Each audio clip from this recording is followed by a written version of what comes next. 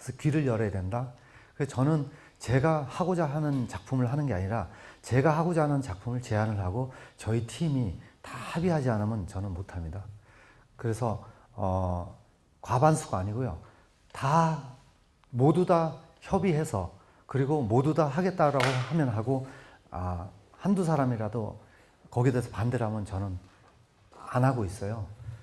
그게 무슨 비겁한 짓이냐고 말씀하시면 그런 뜻은 아니고 그게 뭐냐면 저희가 처음에 오페라리옹에 처음에 한국에 왔을 때 우리나라가 가장 부족한 점, 우리나라 사람들이 특히 저는 이제 그 당시에 동양그룹에 제가 이 오페라리옹을 들고 다니다가 투자를 못 받아가지고 결국 오페라리옹을 기업을 들어갔는데 기업 문화도 똑같더라고요. 이 컨퍼런스 문화가 없어요. 그래서 잠깐 우리가 얘기하다 보면 의견이 부닥치면 화장실 갔다 안 오고 그 다음에 싸우고 얼굴 붉어지고 그 다음에 담배 피러 갔다 안 오고 막 이런 상황이 반복되는 거예요. 이걸 없애야 되겠다. 이게 없어야지만 우리가 커뮤니케이션이 완벽하게 되고 조화롭게 되고 진짜 우리가 승리할 수 있다. 그래서 영국에 있는 마케팅 디렉터 사라 롤이라는 사람을 제가 초빙을 했어요. 돈도 되게 많이 줬어요. 그래서 2달 동안 한국에 상주시키면서 매일 회의를 했어요.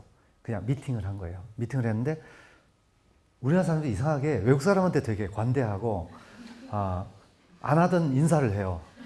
웃으면서 딱 아침에 모이면 그리고 괜히 뭐 영어 하면서 굿모닝 이렇게 하고 그러면서 분위기 좋았어요. 되게. 그러나 이제 처음에는 되게 좀 어색하고 뭐 계속 이 회의가 잘 안 됐어요. 그러다가 점점점 훈련을 했는데 한 달쯤 지나니까 결국은 이 소통을 한다는 건 뭐냐면 서로를 이해해주고 서로를 이해시키는 거더라고요. 이해하고 이해시키고 그 과정인 거예요. 근데 그거는 훈련이 안 되면 안 되는 거였어요.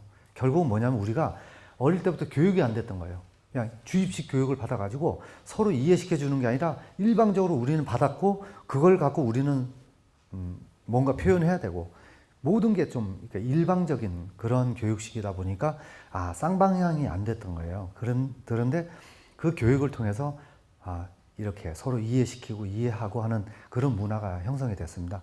저는 그때 엄청 느꼈어요. 그게 2001년 여름이었는데 그때부터 지금까지 이걸 그대로 저는 받아들여서 그대로 저희 팀들은 그대로 운영이 되고 있고 지금도 제 이메일은 다 열려 있고 그리고 각 파트별로 모든 파트별로 다 이메일이 서로 다 쌍방향으로 다 왔다 갔다 하고 서로 다 볼 수 있습니다. 이게 소통이 안 되면요. 그러니까 비근한 예로 훌륭한 프로덕션이 되려면 훌륭한 컴퍼니가 되려면 소통이 잘 돼야 되는데 왜 문제가 생기냐면 예를 들자면 여기 이제 경향신문에서 홍보팀에서 여기 이제 기자님 딱 초청을 해가지고 오늘 저희가요 무대에서 뭘 하고 있는데 여기서 사진 찍고 이 기사 좀 내주세요. 그래가지고 딱 이제 왔는데 가니까 아무도 없어. 쉬는 시간이야. 황당하잖아요. 그게 왜 그런 일이 생기겠어요? 제작팀하고 홍보팀하고 서로 커뮤니케이션이 안 된 거예요. 그 다음에 또 어느 날 갔는데 보니까 그 주인공이 또 안 왔어. 그러니까 이건 또 제작팀에서 그쪽 그 소속사하고 뭔가 또 커뮤니케이션이 안 돼가지고 연락이 안 되고 뭐 이렇게 해가지고 안 되는 거잖아요. 그러니까 이런 실수가 연발되는 겁니다. 이런 작은 것 같지만 굉장히 큰 일이 일어날 수 있고 결국은 나중에는 신뢰가 떨어지고 그 작품이 신뢰까지 떨어지는 이제 이런 문제가 생기지 않습니까? 그리고 결국은 이 뮤지컬이라는 것은 공연이라는 것은 그 인건비가 70%입니다. 그래서 정말 효율적으로 운영하지 않으면 안 되는 그런 사업이거든요. 그러니까 쉽게 얘기하면 영화는 찍어가지고 전국에 300개 스크린 걸면 돼요. 근데 우리는 만들어가지고 300개 극장, 아니고 3개 극장도, 2개도 안 됩니다. 오로지 이 극장에서 천석 규모면 천석 규모에서 나오는 매출로 모든 비용을 다 써야 되거든요. 그러니까 정말 알뜰하게 씁니다. 저희는 허리띠 졸라 매면서. 그래서 사실은 지난 10년 동안에 인건비가 엄청나게 상승했는데도 불구하고 일반 관객들은 불만이 많아요. 티켓 가격이 비싸다고. 그러나 2001년에 오페라리옹이 12만 원이 최고가였는데 아직도 15만 원 해외 공연인 경우에 지금도 13만 원 이렇게 하니까 티켓 가격은 안 오르는 거예요. 근데 실제로 저희 안으로 들어가 보면 무대, 음향, 조명, 의상, 가발, 특수 효과, 그 다음에 뭐 이렇게 전기, 또 이제 연출, 그리고 뭐 크리에이티브 팀 하면 안무, 그 음악 감독, 그리고 뭐 로열티 이런 여러 가지를 보면 로열티는 많이 안 올랐어요. 인건비가 엄청나게 올랐거든요. 근데 그런 것들을 계속 우리가 이제 효율적으로 만들기 위해서 노력을 하고 이렇게 하기 때문에 아직까지는 티켓 가격이 막 천정부지로 가지 않고 조금 올라가지만 그래도 유지가 되고 있습니다. 근데 사실 이제 그런 부분도 조금 이해를 하셔야지만 공연 볼 때 무턱대고 최고가만 보고 왜 비싸 이렇게 말씀하시면 안 된다는 제가 말씀을 드리는 겁니다. 그래서 이제 제가 비근한 예로 위키드 할 때 지금 서울에 중국 관광객, 일본 관광객이 엄청나게 쏟아져 들어와서 호텔이 없어요. 근데 150명이 외국에서 들어왔는데 호텔이 잡히지도 않고 호텔 룸 레이트가 엄청나게 올랐어요. 옛날엔 저희가 한국 이제 외국 공연 할 때 한 5만 원이면 특급 호텔 잡았거든요. 협찬 뭐 이렇게 프로모션 해가지고 했는데 지금 18만 원 안 주면 방을 잡을 수도 없고 아무리 낮아도 12만 원, 13만 원. 그러면 150명이 하루 150실 쓰잖아요. 그 사람들은 같이 앉아요. 다 1인 1실 쓰잖아요. 그럼 150명이 150실. 그리고 한국에 100일 있다. 그러면 10,000실이 필요한 겁니다. 맞죠? 10일이면 1,000실. 100일이면 10,000실 맞지 않습니까? 그러면 10,000 곱하기 15만 원 하면 이게 막 억 단위가 왔다 갔다 하고요. 근데 그 공연만 하는 게 아니라 저희가 오페라 정도 했지 않습니까? 그래서 궁여지책으로 저희가 생각한 게 구로동에 오피스텔 요즘 그 분양이 잘 안 된 거 있었어요. 그거를 저희가 어떻게 발견해가지고 건물주 찾아가서 150채를 다 빌렸어요. 빌려가지고 벽지 다시 바르고 침대도 S침대에서 한 1년 지난 거 재고 다 사가지고 다 갖다 놓고 시트 커버, 그 다음에 타올 3장, 식기 다 꾸려가지고 이제 저희가 아주머니도 썼어요. 그래서 청소해주고 그 다음에 아침에 일어나면 간단한 토스트나 빵도 굽고 음료수 제공하고 이렇게 했더니 좋아하더라고요. 그래서 호텔을 해결했어요. 근데 호텔 해결한 것뿐만 아니라 비용도 굉장히 많이 세이브한 겁니다. 저희가 큰 돈은 세이브를 한 건 아니지만 일단은 호텔을 구했다는 이제 안도감, 그 다음에 안정적으로 우리가 계속 할 수 있다는 거. 그래서 그런 숨은 노력이 있었다는 거를 제가 꼭 말씀드리고 싶었어요. 네. 그리고 이제 제가 사실은 지금 어쨌든 지금 프로듀서로서 어쨌든 여기까지 오게 된 거는 제가 이제 쭉 생각을 한번 해봤어요. 어떻게 내가 여기까지 왔지?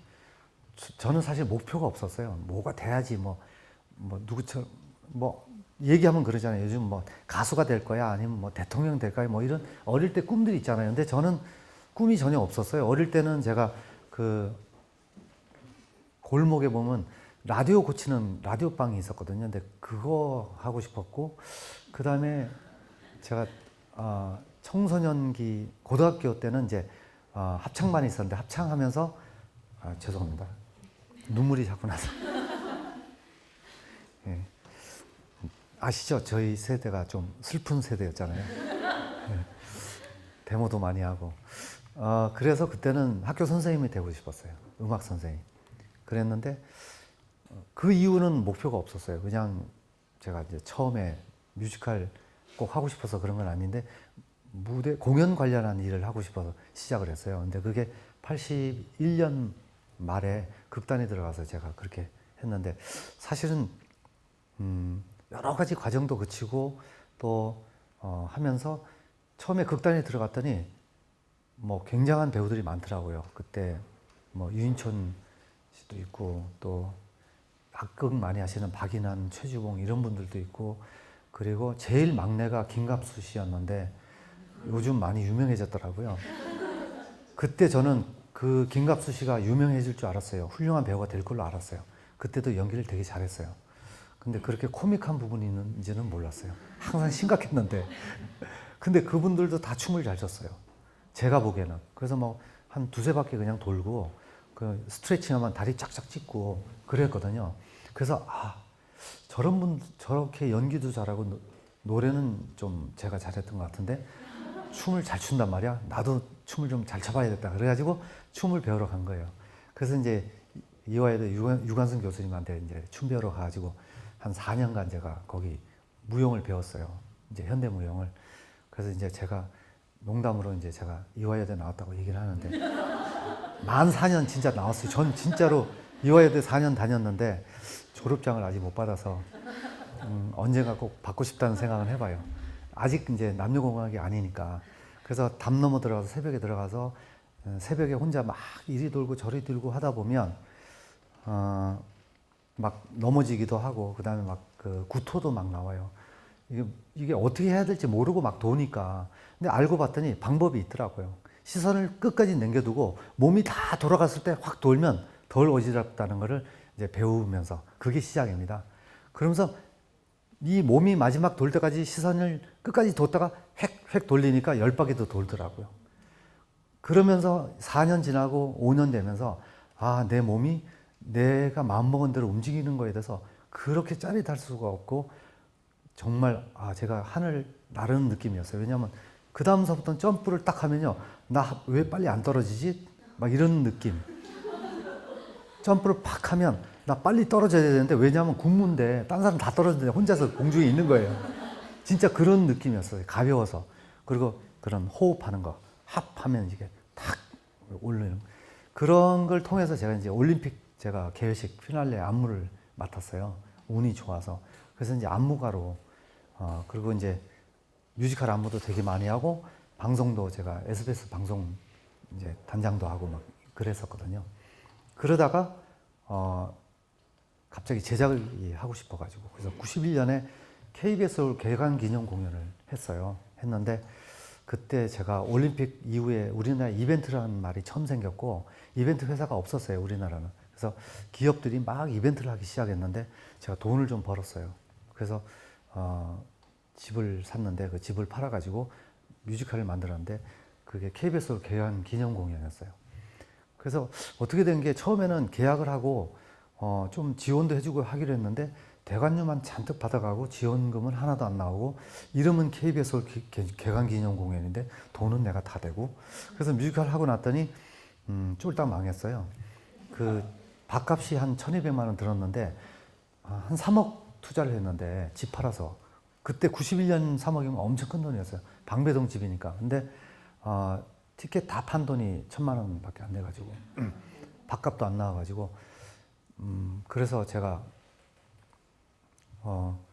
이제 방송국 들어가서 막 월급도 받고 또 월급 받으면 또 반은 떼서 또 빚진 것도 갚기도 하고 이렇게 지냈거든요. 근데 어떻게 된 게 계속 뭔가 또 만들고 싶다는 생각이 또 들더라고요. 왜냐하면 그게 아마 제 생각엔 배우도 그렇고 이런 프로듀서나 이런 일을 하시는 분들이 약간 그 신기가 있다라고 생각이 들어요. 그분이 오셔가지고 자꾸 그걸 해야 되는 거예요. 가만히 있으면 안 되는 거예요, 자꾸. 그러니까 뭔가 자꾸 만들어요. 그러니까 프로듀서죠. 그러니까 프로듀싱 하는 거예요. 자꾸 뭔가 만들어내는 사람. 배우는 뭔가 자꾸 어떤 역을 하고 싶잖아요. 근데 그런 것처럼 프로듀서도 마찬가지입니다. 그래서 제가 몇 년 동안 하고 싶은 거, 그런 꿈꾸던 작품을 만들었어요. 그게 이제 사랑은 비를 타고라는 창작 뮤지컬인데 그게 이제 우리나라 소극장에서 제일 최장기 공연이고 되게 잘 됐었잖아요. 그리고 96년에 쇼 코미디라는 창작물을 또 만들었어요. 근데 사랑은 비를 타고 너무 잘 됐어요. 그게 좀 덜 되고 잘 안 돼야 되는데 너무 잘 되는 바람에 제가 약간 오바를 하게 된 거예요. 그래서 회사를 막 크게 만들면서 SBS도 그만두고 나오고 삼성 영상사업단을 제가 막 이제 설득을 했어요. 왜냐하면 그때 이미 저는 이것이 산업이라는 걸 생각을 하고 산업화로 가야 된다 하고 거대 자본을 끌고 와야 된다는 목표를 이제 세운 거예요. 그래서 삼성 영상사업단에 처음에 찾아갔더니 뮤지컬이 뭔지도 모르시더라고요, 그분들은. 그래서 제가 음반사업부를 찾아갔고 음반사업부에 그때 이제 과장님 한 분을 설득을 하고 임원분이 오케이, 그러면 네가 브로드웨이라는 데를 가서 뮤지컬 한번 보고 이 사업이 가능한지 안 하는지 한번 네가 판단해봐. 그래서 그분을 모시고 브로드웨이를 갔어요. 그게 94년 10월입니다. 그게 미녀야수 오프닝 때 삼성이 간다니까 초대장이 바로 오더라고요, 미국에서. 제가 몇 년 동안 보냈는데 전혀 아는 체도 안 하더니 삼성이라고 딱 보내니까 바로 연락이 오고 초대장이 바로 왔어요. 그래서 레드카펫 밟고 저 들어갔거든요. 근데 제가 정말 쇼킹했던 건 제가 91년에 오페라리옹 보고 기절했는데 미녀야수 보고 또 기절했어요. 왜냐하면 어떻게 그 벨 역할, 어떻게 만화하고 똑같은 생긴 여자가 왔다 갔다 하고 그다음에 가스통 막 큰 목소리 뭐 이게 똑같아요. 그래서 인종의 다양함의 위대함 그걸 그때 처음 느낀 거예요. 정말이에요. 그래서 뮤지컬 해야 돼? 저는 이제 그 생각을 했어요. 왜냐면 뮤지컬은 다양한 인종, 다양한 캐릭터들이 나와서 볼거리를 다 제공을 해줘야 되는데 이 최종 전달자인 배우들이 우린 너무 똑같이 생겼어요. 까만 머리, 까만 눈동자 다 똑같아요. 약간 눈 살짝 찢어지고 뭐 다 똑같으니까 사이즈도 비슷하고 큰일 났다. 그때 제가 이 뮤지컬 사업을 한국에서 하려면 약간의 좌절감이 있었어요. 그래서 사랑은 비를 타고 같은 것밖에 못하겠네 이 생각을 했었는데 그 다음에 용감한 저 같은 뮤지컬 그 프로듀서들이 그런 거 관계없이 막 합니다. 미사이공의 미군도 그냥 까만 머리 한국 사람 이렇게 해도 관객이 또 마음이 넓어서 다 봐주고 킴이야 저 사람은 이 사람은 베트남 여자 이렇게 봐주고 장발장 정성화 그렇지만 쟨 장발장이야 이렇게 다 봐주니까 이게 또 산업화되고 이제 오늘날 이렇게 또 된 거죠. 근데 제가 이제 그때 이후에 삼성 영상사업단을 쭉 만나면서 너무 다행히 그때는 공포스러웠어요. 왜냐면 이분이 시차 때문에 바로 기절하시더라고요. 그 처음에는 이렇게 하셔서 제가 이렇게 왜 창피해가지고 왜냐면 그날 스타들도 되게 많이 오셨는데 제일 좋은 자리 삼성이라고 앉아갖고 자꾸 이렇게 숙이시는 기도를 하시니까 제가 이렇게 자꾸 이렇게 과장님 하면서 깨웠는데 계속 주무시다가 나중에는 그냥 본격적으로 주무시더라고요. 그 1막이 끝났어요. 그냥 코까지 고우시고. 그래서 제가 깨워가지고 물도 이제 좀 드시라고 하고 그랬더니 와 미국 공연장은 좋네. 예술연당 세종문화회관은 물 못 갖고 들어왔는데 물도 갖고 들어오네. 그러고 또 주무시고 이제 2막이 끝났어요. 근데 커팅 콜 때 그냥 일어나가지고 이렇게 하시더니 그리고 이제 한국을 왔어요. 그래서 삼성하고는 이제 끝이구나. 연락도 안 하고 있는데 연락이 왔어요. 오라고. 그래서 이제 임원분 만났더니 아니 브로드웨이 작품이 그렇게 좋다며요. 이게 하신 거예요. 보고서를 멋지게 쓰신 거예요. 이분이 꿈에서 막 상상하면서 졸면서 더 내가 보는 것보다 더 멋지게 상상하면서 보고서를 써가지고 딱 제출한 거예요. 그래서 사업을 한번 해봅시다 이러더라고. 그리고 바로 시장 조사하고 막 브로드웨이 연극 시장 조사를 쫙 하더니 이거 산업이네. 삼성은 적어도 이런 산업을 해야 돼. 이렇게 결정을 한 거예요. 그래서 브로드웨이 42번 가는 뮤지컬을 삼성으로부터 28억을 제가 투자를 처음 받았어요. 95년인데요. 28억이 얼마나 큰 돈이냐면 그때 우리나라 제작비 95년, 94년에 한 편 제작비가 4억, 5억 했었어요. 아가씨 건달 제작비 3억 5천 이랬거든요. 근데 28억을 받아냈어요. 제가 명분이 있었습니다. 두 가지입니다. 하나는 왜 하필이면 이런 탭댄스 하는 미국적인 뮤지컬을 하냐. 근데 아무도 라이센스를 주려고 하는 작품이 별로 없었고 그 다음에 때마침 미국의 그 투어 하는 프로덕션 중에 굉장히 큰 프로덕션이 있어요. 그 프로덕션이 이 작품을 자기네가 직접 참여해 줄게. 우리가 조건을 걸었어요. 1대1로 맨투맨으로 다 붙어서 뭐 무대, 음향, 조명 모든 사람이 다 오고 한국 사람을 시작부터 끝날 때까지 가리키고 돌아가라. 그걸 제가 옵션을 다 건 거예요. 그러니까 돈이 엄청 많이 들잖아요. 거기다가 미국 배우도 섞어놓고 이렇게 해가지고 해서 호아마트에서 그때 우리나라에서 공연계에서는 처음으로 58회 공연했어요. 근데 그때까지만 하더라도 우리나라 최장기 공연은 한 12회 공연?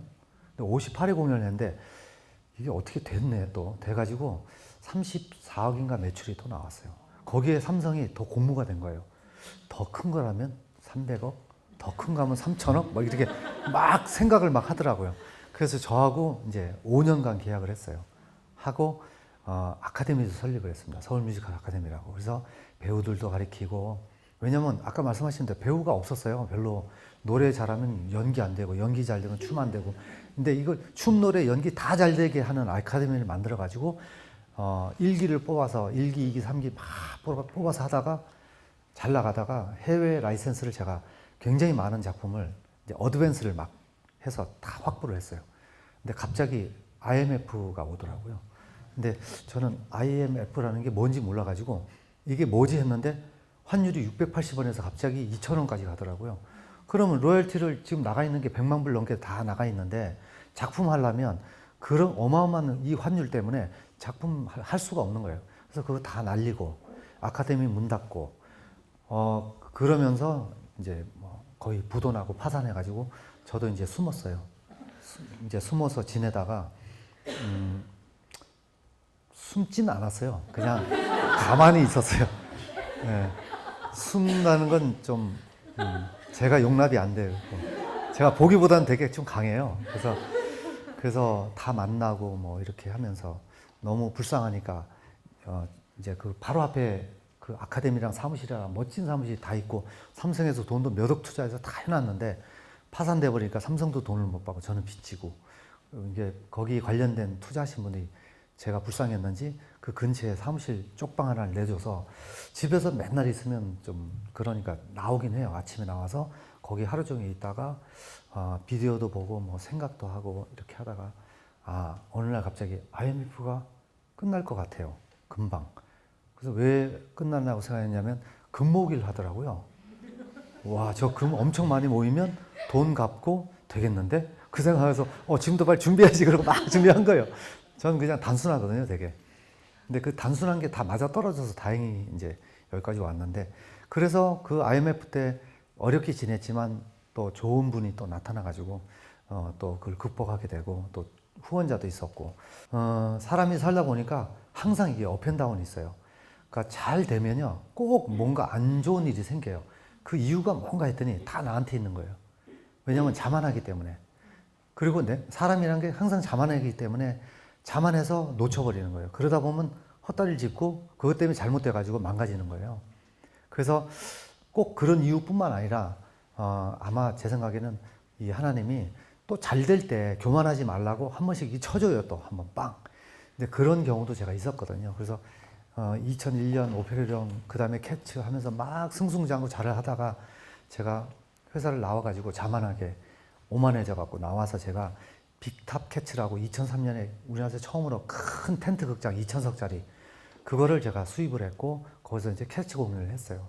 그리고 지방시장이 좀 활력 불어넣고 지방시장을 키워가지고 선도적인 입장에서 그리고 대관도 안 해주니까 그거에 대한 본때도 좀 보여주자 이래가지고 전국 공연을 기획을 했어요. 그래서 1년 동안 땅을 다 뒤져가지고 적어도 한 1,000평이 바닥 면적이 1,000평은 그대로 플랫해야 되고 나머지도 그 뭐 이렇게 박을 수 있는 여러 가지 부대 시설 같은 것도 준비해야 되는데 그걸 1년 동안 땅 다 알아보고 다 준비한 다음에 경희대학교에서 처음 트라이아웃을 했어요. 2003년 6월에. 그래서 무사히 트라이아웃 공연을 마쳤어요. 그래서 그 텐트 극장은 호주에서 주로 공연을 했던 텐트 극장이라 한국은 안 맞아요. 그래서 최대 적설량, 최대 강풍, 그 다음에 최대 뭐 강우량, 그 다음에 최고 추울 때, 너무 더울 때 이걸 다 감안을 해서 기상청한테 20년치 데이터를 다 뽑아가지고 완벽하게 만들었어요. 화장실도 최신식으로. 그래서 40피트짜리 거기다 냉난방 시설 다 집어넣고 그렇게 아주 훌륭하게 다 만들어갖고 40피트짜리 8개 만들고 2개는 남자 화장실, 6개는 여자 화장실 그렇게까지 배려를 했어요. 여자 화장실은 칸이 많이 차지하니까. 그래서 그렇게 해가지고 했는데 트라이아웃 끝나고 난 다음에 9월 12일 날 부산 해운대에서 태풍 매미를 맞았어요. 근데 그게 20년이 아니고 50년 만에 온 태풍이라 20년치 데이터가 다 소용이 없었어요. 그래가지고 그게 그냥 날아갔어요. 팍. 그냥 날아갔는데 그게 100억이 날아간 거예요. 하루아침에. 근데 제가 그때 느낀 게 진짜 인간이 아무것도 아니구나. 먼지구나. 그리고 막 그 해운대 그 자갈 이런 게 튀어서 날아와서요. 우리가 이제 그랜드 호텔 묵었는데 그랜드 호텔 8층 유리가 다 깨지고 뭐 그런 어마어마한 자동차 다 뒤집어지고 그 다음에 저희가 그 해운대 그 백스코 앞에 주차장을 빌려가지고 그 극장 공연을 시작했는데 바로 앞에 300실짜리 굉장히 큰 여객선이 부두로 올라왔어요. 밀려가지고. 그리고 부두의 그 항구에 있는 골리앗이 다 넘어지고. 그러니까 제 생각에는 그 기상청 제가 안 믿는데요. 그때 저희한테는 초속 40m라고 거짓말 했는데 우리 40m 견딜 수 있는데 거의 65m짜리였던 것 같아요. 왜냐하면 그 골리앗이 넘어지려면 60m 이상 때만 넘어진답니다. 그래서 제가 기상청에 항의도 해보고 손해배상 해보려고 했는데 아무도 전화도 안 받고 그리고 뭐 세금 못 내가지고 쩔쩔매고 있으니까 세금 내라고 100억 손실 났는데 그래서 부산 국세청 찾아갔더니 사업지가 어디죠? 그래서 서울인데요. 서울 가라고. 그래서 서울에 왔더니 어디서 공연했는데요? 부산이요. 부산 가라고. 서울, 부산을 왔다 갔다 했는데 결국 해결도 안 되고. 그래서 제가 이제 그 무대, 음향, 조명 이런 각 회사들 대표님들하고 전부 다 모아가지고 그랜드 호텔 로비에서 다 모시고 제가 일장 연설을 했어요. 그래서 여러분들 저를 믿으시고 저를 믿어주시면 제가 8주 안에 리프로덕션하고 그리고 1년짜리 공연 눈물이 막 흐릅니다 지금. 네, 눈물 과다분비. 네, 그래서 그분들이 저 믿어주고 도와주셔가지고 1년 공연을 무사히 마쳤어요. 마치고 그 이후에 저희가 이제 선행컴퍼니라는 회사가 그 시작하자마자 태풍 맞아가지고 100억이라는 빚을 지고 시작했어요. 이제 그래서 지금은 빚이 없습니다. 근데 돈을 공연으로 많이 벌어서 그런 건 아니고요. 여러 가지 다른 수단과 방법이 있었어요. M&A도 하고 뭐 이렇게 해서 주식도 이렇게 처분하고 저희가 이제 제가 M&A 쪽으로 좀 눈을 떠가지고 한 7, 8년 전부터 열심히 쫓아다니면서 회사를 한 서너 번 바꿨더니 저희 회사 밸류에이션이 되게 높아지더라고요. 처음에는 10억짜리였는데 마지막 저희가 밸류에이션에서 이제 저희가 주식 수합할 때는 140억까지 올라가 있더라고요. 그래서 그 돈으로 빚을 다 갚았어요. 갚고 지금은 저희가 평화롭게 잘 지내고 있는데요. 또 언제 그런 일이 생길지도 몰라요. 그러니까 잘 나갈 때 조심하라고 저희가 작년 그 위키도 하고 팬덤 잘 됐으니까 올해 조심하라고 제가 신신당부하고 있어요. 사무실에다가. 그리고 이제 결국은 저희가 이렇게 아까 제가 말씀드린 대로 우리가 서로 저희는 이제 직원이라고 한 번도 말한 적이 없어요. 정말로.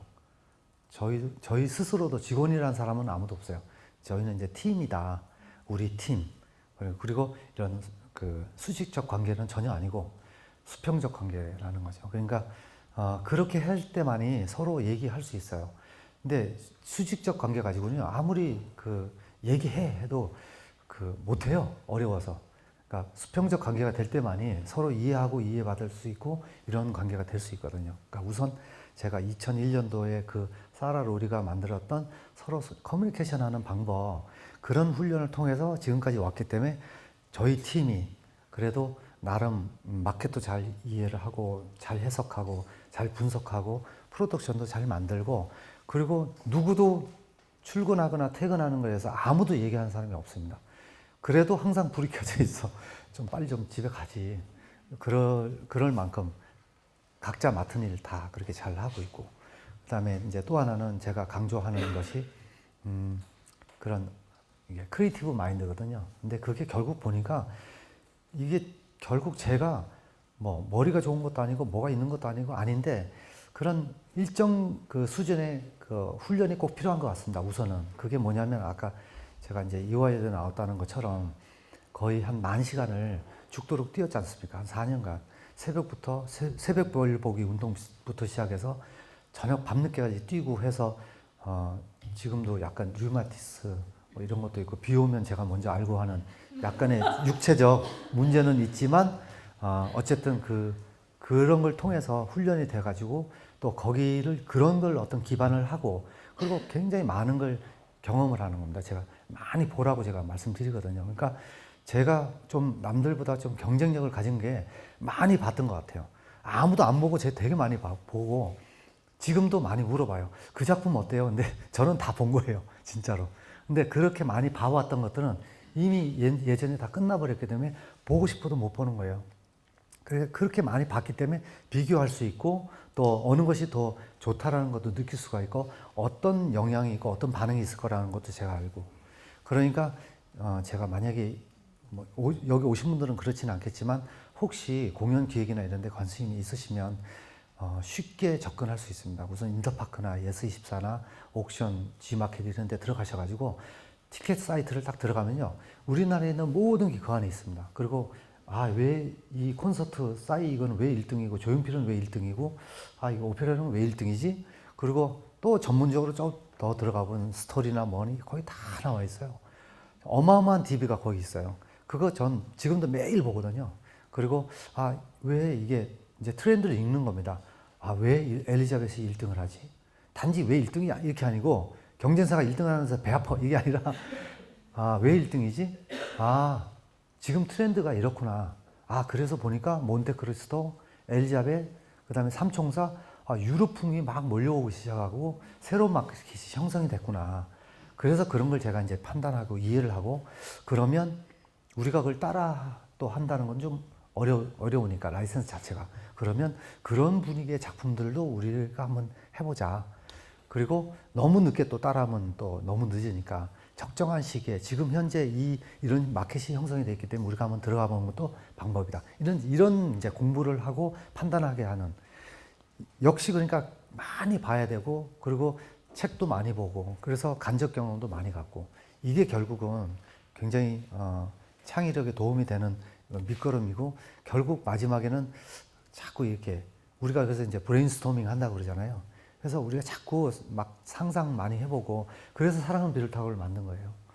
막 이렇게 이런 뭐 형제 이야기가 좋을까 아니면 피아니스트 뭐 이렇게 막 생각하면 되게 재밌고 좋거든요. 그래서 그런 어떤 무한한 어떤 재밌는 상상을 통해서 결국은 이제 창의력이 생긴다. 저는 이제 그렇게 생각하거든요. 그래서 우리가 뭐 창의력 지금 가져서 뭐해? 이렇게 혹시 말씀하시는 분이 계실 수도 있지만 결국 그건 삶의 어떤 재미라고 저는 생각을 해요. 그러니까 굉장히 지금 현재 빡빡하고 각박한 세상에 살아가면서 재미없는데 하지만 재미를 거기서 한번 찾아보면 어떨까? 어떤 창의적인 거에 재미를 찾아보면 좋을 것 같아요. 그래서 뭐 이건 좀 흔한 얘기긴 하지만 그 이건희 회장님이 뭐 영화 10번씩 본다고 해서 아이고 이상하게 왜 한 영화를 10번씩 봐? 그랬는데 저는 이제 나중에 이해를 하게 됐어요. 그게 뭐냐면 처음에는 영화를 그냥 봅니다. 재밌네. 재밌는 영화구나. 근데 좀 더 재밌게 보려니까 내가 감독이면 어떨지? 감독의 시각에서 좀 영화를 한번 보는 거예요. 그 다음에 내가 주인공 시각에서 한번 보는 거죠. 때로는 여자 주인공, 그래서 남자를 이해하기도 하고 여자를 이해할 수도 있고 또는 감독의 어떤 시각에서 볼 수 있고 그런 여러 가지 각도로 보다 보니까 사람이 굉장히 멀티플하게 생각이 이제 돌아가고 또 그런 상상력이 결국 삶에 재미도 주고 그렇지 않을까. 그래서 단지 저 같은 사람을 보면 그렇게 해야 된다고 저는 꼭 생각합니다. 오늘부터 한번 시도 한번 해보시면 꼭 뮤지컬 아니고 다른 장르에 또는 다른 사업이라 하더라도 그런 재미를 한번 느껴보시면 좋을 것 같습니다.